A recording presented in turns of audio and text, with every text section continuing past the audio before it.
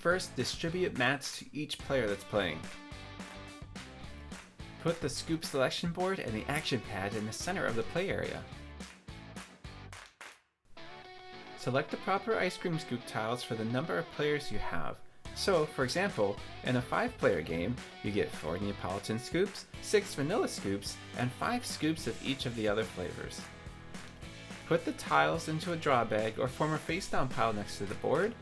Fill the 4 scoop areas on the scoop selection board from that pile. Next, take cherries equal to 2 less than the number of players playing and place them in the center of the play area. Each player selects a character and their 3 action tiles. Each tile's action is indicated by an icon and that character's color in the corner. Each character has a cut in line tile, a dog tile, and an oops tile. Place the tiles on the matching spaces on the player board. You're now ready to play. The last person to eat ice cream goes first. So, on your turn, take one of the 2 available tiles on the scoop selection board and place it on either of your cones. Move up the next scoop in that line and fill the empty space from that pile of scoops. Once you touch the tile you're going to take, it's the next player's turn, who then does the same once the tiles are replenished. Once every player has filled both cones and no one wants to play any more tiles, the round ends. At any point, anyone can play any of their action tiles. And you can trade or donate any of your action tiles at any time. The possibilities are endless. Play an action tile by putting it on the action pad. Once used, return it to your area with the black and white side face up, so you know it can't be used again that round. Cut and line tiles immediately makes it your turn. You can then take a scoop or a cherry. Play then resumes as normal back to the person whose turn it was. A dog tile allows you to feed the top scoop of either your cones to your dog. Place the scoop in the discard area. If you use a dog while it is your turn, you may pass if you want to. An oops tile knocks the most recently taken scoop off of that person's cone. It goes into the discard area. When playing an oops tile, sarcasm is highly encouraged. Oh, I'm sorry that happened.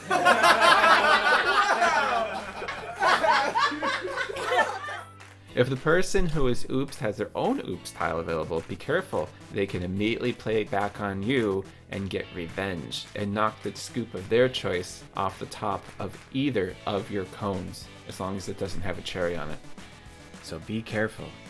Also, each player can invoke the 5-second rule once per round and put a scoop that's oops back in the draw pile to increase their chances of getting it again. You can't pass unless both of your cones are full. Instead of taking a scoop, you can, however, place a cherry on top of one of your cones to lock that in. So here are all the ways that you can score your cones. If you can get 3 Neapolitans, that's worth 6 points. It can be done, but it's pretty hard. 3 vanillas are worth 5 points. 3 of any other flavor is worth 4 points. If you have 1 of each chocolate flavor, it's worth 3 points. For example, that would be chocolate, chocolate fudge, and rocky road, 1 of each chocolate flavor. And similarly, if you have 1 of each of the fruit flavors, that is also worth 3 points.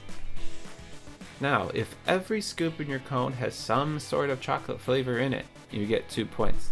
So for example, if things didn't quite work out, and you have a Neapolitan, a chocolate, and a rocky road, that counts as 2 points. Every scoop has some sort of chocolate in it. The Neapolitan acts as a wild because it has a fruit, vanilla, and chocolate in the scoop. So likewise, for fruit, if every scoop in your cone has some sort of fruit flavor in it, you get 2 points.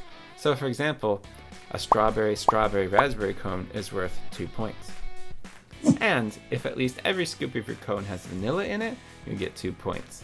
So for example, if vanilla, Neapolitan is 2 points. Neapolitan acts as a wild. Now of course, you want the highest scoring points for your cone, and you can only choose one. So if you have a vanilla, you might as well get a 5-point cone. Don't get the 2-point vanilla cone. At the end of a round, flip all your tiles to the color side so you can use them in the next round. The person with the highest score after 3 rounds wins. Yay! Now, if there's a tie, the person with the most unused action tiles in the last round played is the winner. If there is still a tie, then the person with the most points in the last played round wins. And if there is still a tie, you must have an ice cream eating contest. And yes, that's actually in the rules, so you have to do it. Because I said so. So, remember to check the printed rules for more details and variations, and be sure to check the website for more information, icecreamfrenzygame.com. Thanks for playing and have fun!